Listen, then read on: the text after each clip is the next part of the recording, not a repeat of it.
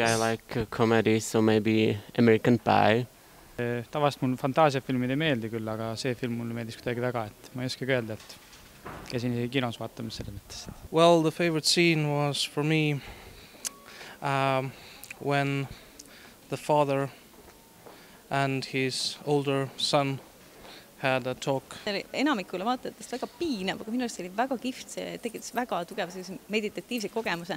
See oli olnud sellist Eesti, sellist tüüpilist filmi pikka tiipi momenti.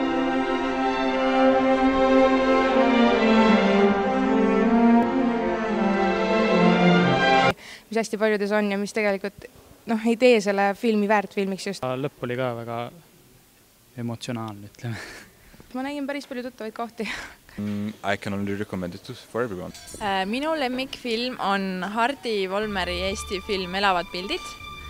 See on sõjafilm. Ja mulle meeldis see, et see oli pooleldi mustvalge ja pooleldi värviline.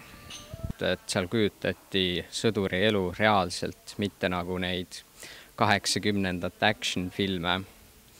Ja see oli hästi inimlik tegelikult. Seal näitas hästi palju seda psühholoogilist aspekti.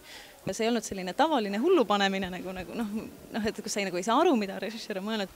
I think I would find it probably a bit too aggressive. Yeah, I think. Why not? Actually, yes. Why not? It would be confusing, but yeah. 2 minutiga saaks küll selle olustiku edasi anda ja võib-olla ka seda traagikat, kuid ilma taustata see võib-olla ei mõju nii hästi.